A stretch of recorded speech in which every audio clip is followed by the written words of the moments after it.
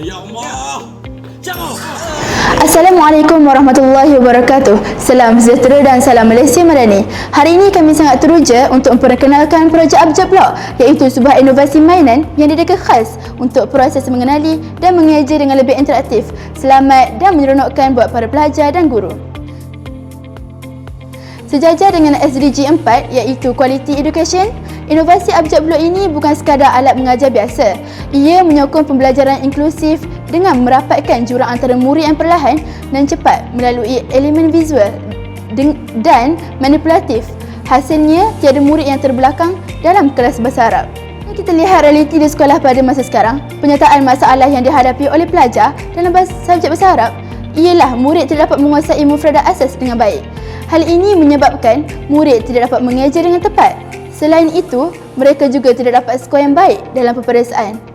Serta pengajaran konvensional terlalu bergantung pada tulisan papan putih dan kurang elemen visual dan manipulatif menyebabkan murid mudah rasa bosan. Itu Abjad Block. Abjad Block ialah bahan bantu mengajar inovatif. Bahan bantu mengajar inovatif merujuk kepada kaedah, alatan media atau strategi pengajaran dan pembelajaran yang direka secara kreatif dan canggih untuk memudahkan proses pembelajaran serta meningkatkan minat murid terhadap pembelajaran. Dalam erti kata lain, berbentuk blok huruf Arab bergambar. Aktiviti menyusun huruf berdasarkan gambar dapat membantu pelajar dari aspek visual, kinestetik, interaktif dan lebih menyeronokkan. Objektif projek Abjad Block adalah untuk meningkatkan penguasaan mufradat bahasa Arab bagi subjek LAM, bukan sahaja tingkatan 1, malah kepada semua pelajar yang belum mampu menguasainya. Apabila pelajar telah menguasai mufradat, ia membolehkan murid mengingati dan menggunakan perkataan baharu dalam ayat yang mudah dan dapat meningkatkan minat mempelajari mufradat. Selain itu, ia juga menggalakkan murid untuk berinteraksi dalam bahasa Arab melalui aktiviti permainan. Antara kelebihan yang terdapat pada Abjad Block ialah mesra pengguna. Pendek kata, sangat bermanfaat untuk sesiapa pemula bahasa Arab. Kira macam bukan sekadar visual, malah ia juga menggunakan kinestetik. Abjad Block ini sangat menyeronokkan. Kalau tak bertempik, tak sah. Selain itu, ia juga murah dan mudah dibawa ke mana-mana. Seterusnya, mari kita lihat kos bahan yang digunakan untuk menghasilkan Abjad Block. Komponen yang pertama ialah blok kayu kecil yang berharga RM15. Yang kedua, percetakan tulisan yang berharga RM10. Yang ketiga, mini whiteboard yang berharga RM2.60. Yang keempat, loceng yang berharga RM3. Yang terakhir, glossy paper yang berharga RM1.70. Jumlah keseluruhan kos bahan yang digunakan untuk menghasilkan Abjad Block ialah RM32.30. Saya Haras dan saya Mustaqim. Kali ini kami akan memberitahu apa yang ada pada permainan Abjad Block ini. Permainan ini mempunyai 3 set blok sahaja dan di setiap set tersebut mempunyai 5 blok yang berlainan huruf. Selain itu, mempunyai kad mufradat yang mengandungi perkataan-perkataan bahasa Arab seperti sara, berjalan ataupun katabah. Sekarang kami akan menunjukkan cara-cara bermain Abjad Block dengan betul. Walidatun. Okay, Walidatun. Ibu-ibu.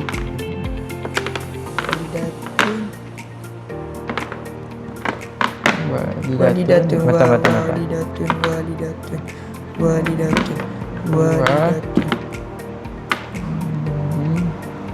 Walidatun. Yes. Aduh. Okey, ambil. Okey, 1-0. Bahagia. Nampak macam simple kan? Tapi impaknya mampu menarik minat pelajar dalam bahasa Arab. Selain itu juga, membantu pelajar memahami bahasa Arab dengan mudah.